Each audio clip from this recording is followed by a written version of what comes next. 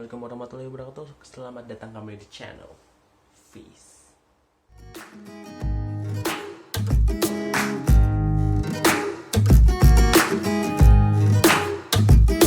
Jadi sini saya ingin membahas yang berkaitan tentang interpersonal skill, dan saya akan sharing sedikit apa yang telah saya pelajari di interpersonal skill tersebut. Nah, jadi menurut James Madison University, yaitu di USA, mereka telah meneliti lebih dari 2000 perusahaan untuk mengetahui sebenarnya karyawan seperti apa yang dibutuhkan oleh perusahaan. Setelah dilakukan riset 2 kali di perusahaan yang sama, di lebih dari 2000 perusahaan, ditemukan bahwa perusahaan dulunya membutuhkan orang-orang yang ber-IQ tinggi, pintar, dan memiliki kemampuan problem solving yang begitu bagus. Nah, setelah 10 tahun mereka melakukan riset ulang. Setelah riset ulang tersebut, mereka menemukan bahwa kemampuan interpersonal skill adalah menjadi salah satu yang sangat dibutuhkan oleh perusahaan, bahkan menempati posisi nomor 1 di perusahaan. Itu membuktikan bahwa kemampuan interpersonal skill sangat dibutuhkan di masa depan. Oke, selanjutnya saya ingin sharing tentang apa yang telah saya dapat setelah mempelajari interpersonal skill tersebut. Sebelum kita masuki pembahasan, alangkah baiknya kita mengetahui apa itu interpersonal skill terlebih dahulu. Jadi sederhananya interpersonal skill bisa diartikan sebagai suatu kemampuan atau keterampilan milik seseorang untuk mengenal, menghadapi, berkomunikasi, atau interaksi dengan pihak lain, baik secara individu dan kelompok. Nah, misalnya ya kan, sebagai contoh, misalnya kita tempat kejadian di bis misalnya. Nah, ada cewek masuk, duduk sebelah kita. Nah, kemudian kalau diam-diaman lama-kelamaan canggung kan. Nah, di situ interpersonal skill kita diuji. Kayak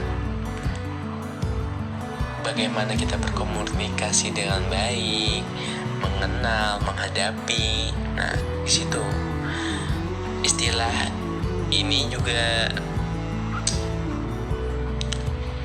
disering sebagai interpersonal skill atau soft skill. Nah, selanjutnya, manfaat yang bisa saya ambil dari mempelajari interpersonal skill adalah yang pertama, saya mampu menciptakan serta menjaga keharmonisan hubungan dalam pergaulan. Yang kedua, mudah mendapat teman baru karena kita merasa nyaman ketika berkomunikasi atau berinteraksi dengan orang tersebut. Apalagi jika kita mampu berbagi, baik itu pengetahuan dan informasi yang bermanfaat lainnya. Kemudian kita bisa membentuk citra diri kita. Kemampuan dan kepandaian serta kemahiran saat berkomunikasi akan membuat seseorang selalu dianggap oleh orang lain sebagai sosok yang baik. Contoh sederhananya lah seperti kita berbicara dengan sopan terhadap orang tua, bersikap ramah, dan lain sebagainya. Kemudian keterampilan interpersonal skill juga dapat digunakan sebagai sarana untuk memecahkan masalah dalam sebuah hubungan.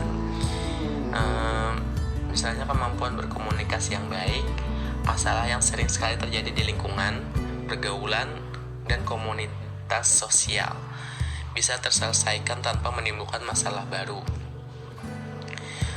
Kemudian perilaku. Nah, di sini perilaku juga bisa kita ubah dengan cara meningkatkan keterampilan interpersonal skill kita. Contohnya, ada seorang yang dulunya mempunyai sifat pendiam dan tidak berani mengemukakan pendapatnya sendiri.